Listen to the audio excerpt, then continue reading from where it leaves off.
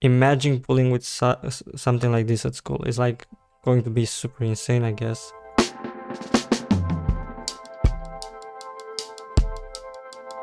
Have you seen the newest laptop that has 3 screens built in? What? This is like super crazy. This has to be the craziest laptop that we've ever taken a look at. What we've got here is the new Medusa by a company known as Cyber. And as you can see, it's not a normal laptop. We've actually... Right off the start, it looks like something you've seen in those videos, how technology will look in 10 years, and it's quite crazy. Also, it looks quite clean, like I like the keyboard on and how it looks. I think it's super clean. Actually got triple displays here. These are not detachable, and right in the middle we've got a 16-inch 1200p IPS, and on each side we've got 10.5-inch fold-out vertical displays. Surprisingly enough, the laptop itself is constructed of aluminum, and the hinge system they use here is really sturdy. I mean, obviously it needs to be to hold up all 3 displays here. I have seen detachable screens for laptops. I mean, you can add them on to basically anything, but I've never seen a laptop with 3 screens built in. Yeah, Like this. like the one that come in my mind are the Zephyrus dual screen, I think it was. I mean, Asus did a couple, and then we had the HP attempt. So like these are the 2 main ones that I'm very aware of. I didn't know about, I don't even know what's Cyber, like what was this company? Is it like legit? Do people actually buy stuff from them, or you know, it's just a huge scam? I'm curious because this looks like a really cool concept. Trackpad with fingerprint login. Oh The my. keyboard here isn't half bad either. It's a chiclet design. It is backlit, but it's just a single zone white LED with brightness control. You don't need anything Couple more. proprietary hotkeys built in here to control the brightness on the side screens. So yeah, we've got access to that from keys on the keyboard itself. And again, it is constructed of aluminum. Got the hinge system all the way around except for on the very top, because obviously we don't need it there. And overall, build quality isn't half bad. I'm curious about the specs inside this thing. Like I don't think they could put that much of a specs in this bad boy. But if we take a look around back, there's a port that we don't normally see on laptops. It's marked PCI Express. Turns out this is an Oculink connector, but it's a little larger than our regular Oculink connector that we've seen on handhelds and mini PCs for the Express docking station. So it's like for NVMe or like a card reader or something. That looks like a card reader, right? second. Unfortunately, at the time of making this video, I don't have any way to test it, but I did order this. So it's an 8i Oculink PCI EX16 slot. I've also got a cable on the way so we can do a makeshift EG. Oh, so it's like it's for a GPU for external graphics card and SSDs. Oh, okay, so this is basically like a way to connect GPUs and like I've seen a few adapters like this in big PCs, but to do this on a laptop, that's like some crazy work. When it comes to the overall specs of the Medusa triple screen laptop, they opted to use the Intel Core i7-12700P CPU. 12 cores, 16 threads, and this will clock up to 4.7 gigahertz.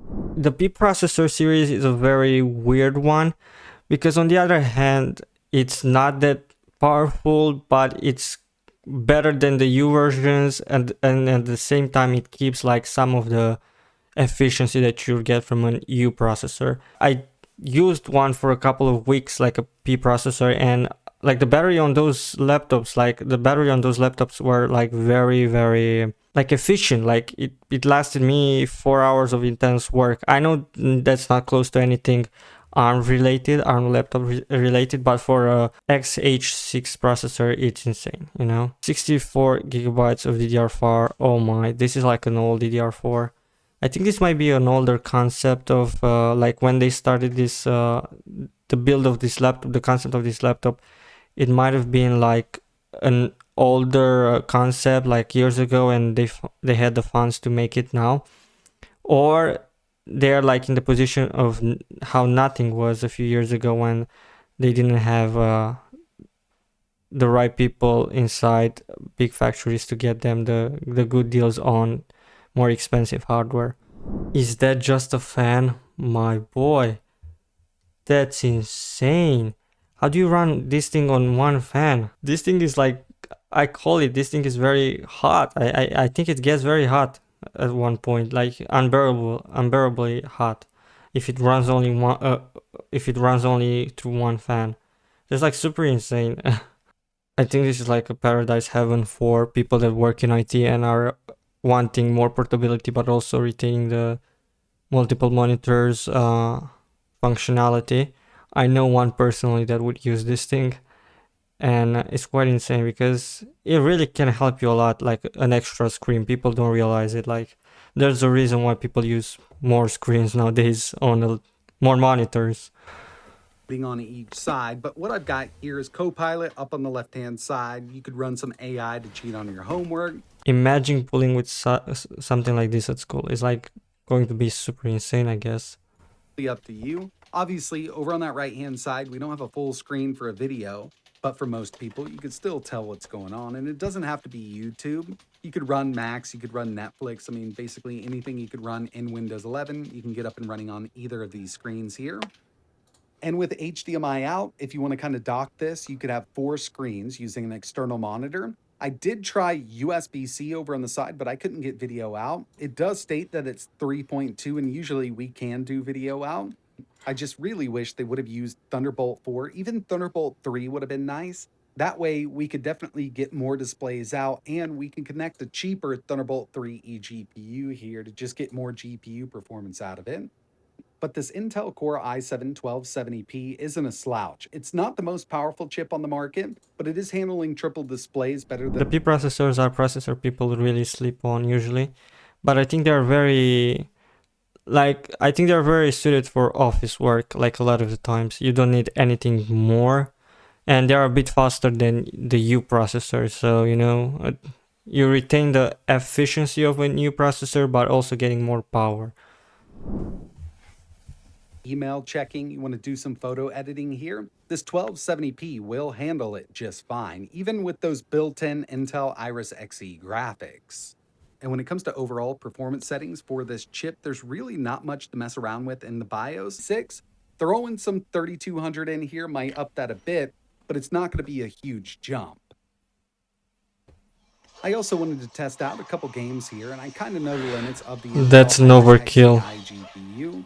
We've got Hades 2, not a super hard... Like, don't get it wrong, like the P series, they're like terrible at running anything related to games, like probably Roblox or, you know, some lightweight Minecraft, but other than that, this thing is not going to run many things, and it's normal. The only thing you could use is probably like a cloud gaming, like Nvidia GeForce Now, or the Xbox One, the Xbox Cloud Gaming, I don't know. But you'll not run in natively on this bad boy. Like, you can't. Like, the P series is not meant to be overclocked to work that hard on games, especially that it doesn't even have an external GPU. Maybe if it had an external GPU, it would most likely work better, but without it, it's like pretty useless for things like that. To run 1200p high settings, we're at 60, and I've also got something known as Wallpaper Engine running in the background, so that is using a little bit of GPU there, but we can still run 2D games and indie games no problem at all with this setup. Moving up just a bit, now it's an older one, we've got Left 4 Dead 2, and I think it would be awesome if we could use an extended display here. That way we've got all 3 monitors. Yeah, that would be cool. Older first-person shooters, I think it would be a pretty cool experience. Yeah, it would be super cool. Right now, I've got this running at 1200p. Imagine playing a racing game and then you have like and 2 screens extra. Was Cyberpunk 2077. I wanted to take it up just to see if we could run it, and I was actually pretty surprised. We're at 800p low. We're using XeSS set to performance because we've got the Intel iGPU, but we're seeing an average of around 36. Oh my, okay, that's better than I expected. What we can do on a much higher end laptop, but we could lock this down at 800p and play Cyberpunk 2077. I'm calling it, if you install Linux on this bad boy, it's going to be 60 frames at 800p low. Like, it's going to be 60 frames. Linux usually runs way smoother. I figured we'd be under 30 with it. Or SteamOS, yeah, SteamOS on this bad boy will run crazy. I mean, we're over 30 FPS. I mean, that's decent, I guess. Last thing I wanted to talk about. I think this is like a really good concept, but it needs more power. Like, you know, all the things that we have nowadays that could do things like this are very gimmicky, and you have to install extra things and cables. But this is like straight out of the box. You have like 3 built-in screens, and people that will buy this thing would definitely use those. I don't want to subscribe, but anyway. Okay, so they seem to have like a lot of products, like interesting products. Are they like super legit, or they have, oh, they have an AMD version. AMD Ryzen. Oh, it's already sold out. Oh my. TBD, but what's that AMD Ryzen? What? I'm curious. Cyber.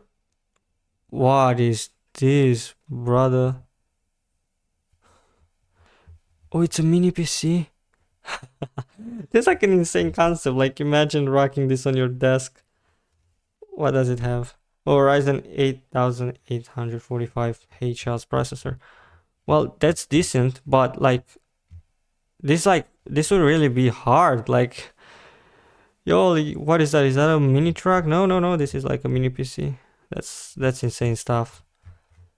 I love creative things like this, and it really shows that people are creative sometimes, and would love to see collaborations like this in the future. Oh, okay. So these are mini PCs. Okay. Well, they are quite cool. They are like a cool experience.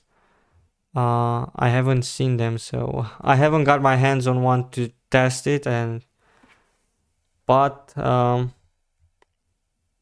it's going to. I think it's an interesting concept. I would love maybe HP, Lenovo, or even Asus to pull this off, because let's be honest, MacBooks are not going to do anything remotely close to that anytime soon.